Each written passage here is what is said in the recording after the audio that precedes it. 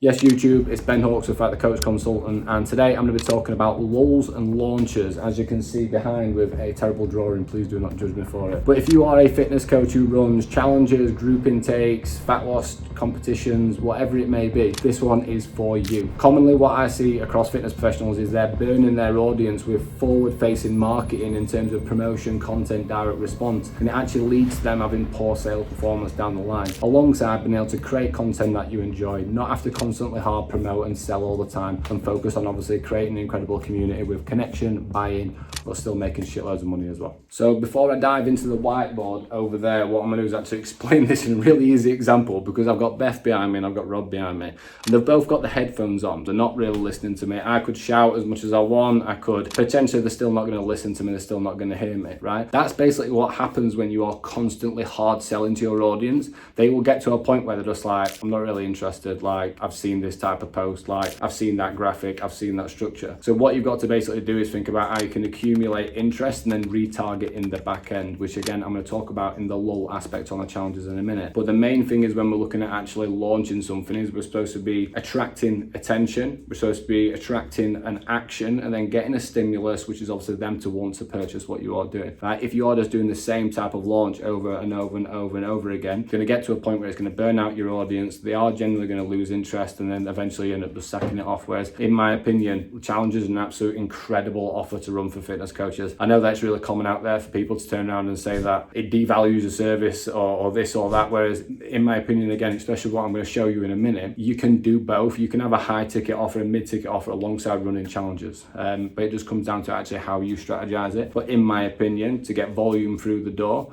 people love having time restraints, people love having goals. So for me, challenges are really good, and we have quite a lot of online clients in terms of the agency and Propel program who are running massively successful challenges. I have challenges with clients who are running multi-six-figure intake. So there's definitely one that's been made in there. I'm not saying that you run this as your complete business model. I'm a massive fan of high ticket. I'm a massive fan of group coaching, apps, everything. I work with all types of people. But again, it's about doing it right, because if you don't run challenge marketing right, you can actually have negative repercussions off the back of it, which I'm going to talk through in a second. Right, let's go. So this is the breakdown of lulls and launches, and I know looking at this at first might seem a little bit intense and overcomplicated, but I promise you in 5 minutes you're going to understand every single area of it. Oh my God!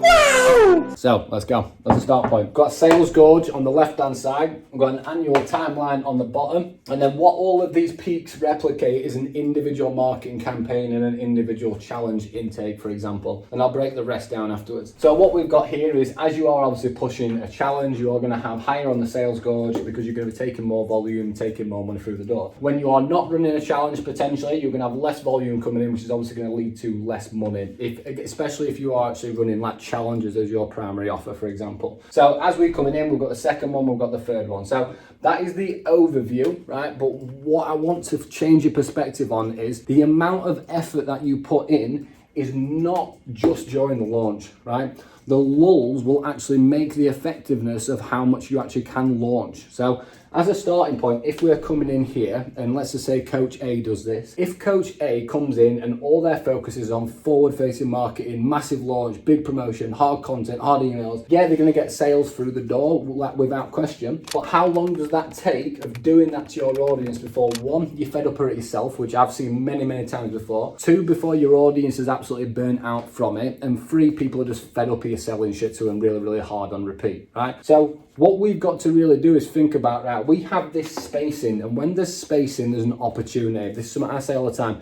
If there's a gap, there's an opportunity, because we need to do something with that, right? On a timeline and on a deadline and on a project line, when I come through and I'm like, right, that's a launch, that's a build, that's development. If I see grey space, I'm like buzzing, right, we're going to do something with that space, because that's the opportunity area. So when we're coming in here in this lull, what I want you to imagine is you're looking at these different areas at the start. When you are running a challenge, it is all about pushing high volume content out. High emails is high content, high YouTubes, high stories, high promotions, high pain points, high latent conditions, high product awareness, as much volume as humanly possible to obviously get your message across, right? With that, we're also going to be looking at scarcity, pain, the resolutions that you're going to create for them, and then obviously a huge element of direct response marketing. Again, I could actually put pressure gauge on that as well, because when you're pushing a challenge, it is high pressure in terms of maintaining it and pushing it out. Now, what I want you to think about is in your lulls, because this is the most important area, right? In your lulls, this is where you need to be focused on as much value as humanly possible. You need to break the stigma, break the cycle. You need to get your audience almost like forgetting about the fact that they've just been hard sold to. So what we can basically do is push as much value out as humanly possible, focus on as much community structure as possible, as much engagement, as much connection, right? But the main thing that I want to talk to you about here is data capture, right? Get as much data capture as humanly possible, because when you are providing value, when you are providing community, when you are promoting engagement style content, when you are focusing on connection and trust with your audience, they are going to be more likely to actually leave their email address or their number, right? And what we basically want is every time we have a lull, we want to accumulate as much volume and momentum as absolutely humanly possible. So I've tried to represent this on an arrow as a starting point, as like a bit of an easy explanation. So let's just say, for example, when you are running your first challenge here, you have X amount of emails and X amount of numbers that you can run for retargeting. So that would basically be at the bottom over here, it says 1,000 and 2,000. So that may be followers and the amount of emails that you've got, right? So what we basically want to think about is we've got X amount of followers in the first launch,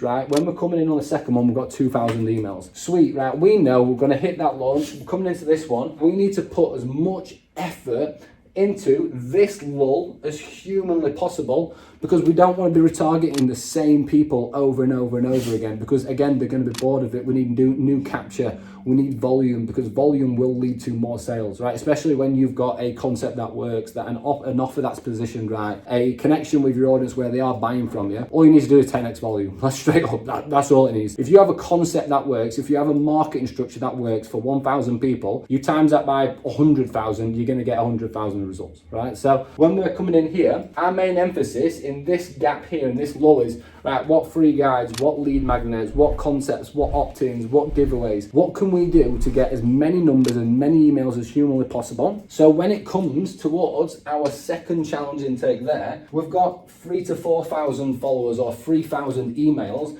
And again, as you can see there, in the first challenge intake, that'll lead to 1,000 to 2,000. If you've got higher emails and you've got higher followers and you're pushing the same message and the same offer and the same structure, that will lead to more money. So £3,000-4,000 or whatever it may be. Again, we have clients doing over 100 grand on individual challenges. So when we're coming in at this point here, on the final one, what you've got to take into account is go back to the initial point of once you've ran 1, 2, 3 challenges, it'll get to a point where it's not about burning your audience, it's about the director getting really fed up and just talking about the same shit over and over again. Again, I could list dozens of clients I've worked with. They get to a point where they've got so much money in these challenges, but they say to me, Ben, I'm so bored of promoting on my story. I'm so bored of putting content out about it. Every time I'm posting it onto my Instagram and my Facebook and my TikTok, my engagement just goes through the floor. Like, I'm fed up with it. It's a roller coaster. So when you're basically at this point here and you put even more emphasis in this lull, again, with community, connection, engagement, data capture, and as much value as humanly possible to build that trust, build that database, you can eventually get to a point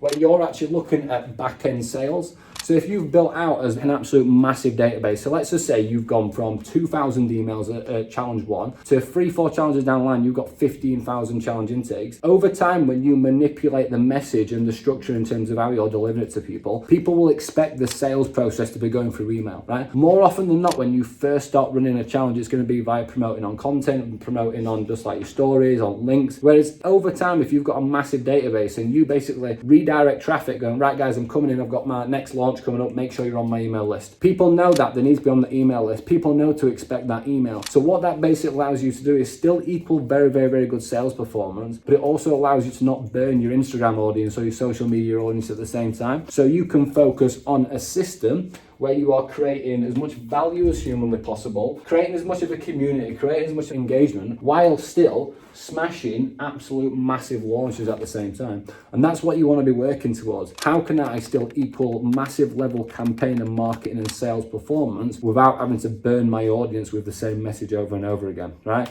And you're going to do that via balancing those out. But this is something that does take time, but it's something that I want people to have awareness about, because I've seen it so many times where, again, to go back to Coach A, they're like, oh, I've got my launch, my first one went really well, and then the second one went a little bit lower, and my third one went dead, right? Because you're not different in that gap. You've not focused on a different channel. You've not, for example, you might have just promoted on Instagram the first time, right? Have you run email marketing, LinkedIn, TikTok? Have you done YouTube Shorts? Have you done long form YouTube? Have you actually potentially, like we have clients who run now ads? Because all we're doing is we're increasing that throughput, we're increasing the amount of impressions that we're obviously putting onto people. And then we can obviously 10x the amount of volume. But when we're basically coming in, guys, that's the main thing, is your lulls will equal the performance on your challenge intakes and on your launches. And this is the same for so many different types of business models. If you have a higher back-end database and an engaged back-end database, and then you create a concept in terms of your email marketing sequence, which is, again, pointing out pain points, instilling confidence, you have the right timelines, the right scarcity, and people have awareness that this is a process that will be sold through email. You get the best of both worlds, guys, but do not come into challenge intakes just thinking about all my effort, especially if this is a business where you are looking to have it on repeat. So again, I've probably got 25 clients in the coach consultant who run challenges as one of their primary offers. So make sure that the effort is in the lull. And all you have to do in the lull is be creative as humanly possible, right? What is the one single thing that my audience wants? What is the one single thing that everyone would opt into, right? What lead magnet is it? What video is it? What concept is it? What free course is it? What guide? Whatever it may be, a case of entering a social media competition, hitting ManyChat, going to DMs, right? In order to enter this competition, you have to enter your email. Do everything you possibly can to create as much impact in the lulls, so over time, your sales process gets absolutely effortless, guys. So again, that's just a little bit of a walkthrough on how to come in and make sure that you are capitalizing on launches by capitalizing on the lulls. Right, so just to wrap things up, obviously that's an example specifically for challenge intakes and group intakes, an example, but that same type of approach applies to so many different areas of different businesses. So whether it's group intake, whether it's an app, whether it's high ticket or whatever it may be, you always need to remember that red space, that's marketing, that's hard sales approaches. If there's any space where there is gray, we need to turn that blue. We need to turn that into opportunities. We need to be creative. We need to be innovative, so that when it comes to that red space, we've got a much bigger impact area. We've got a lot more opportunities for actually generating a lot more sales, but the effort comes from doing that groundwork in the background first. So again, if you are interested in finding out a little bit more about these type of strategies in a bit more detail, then there's a link somewhere around in my bio.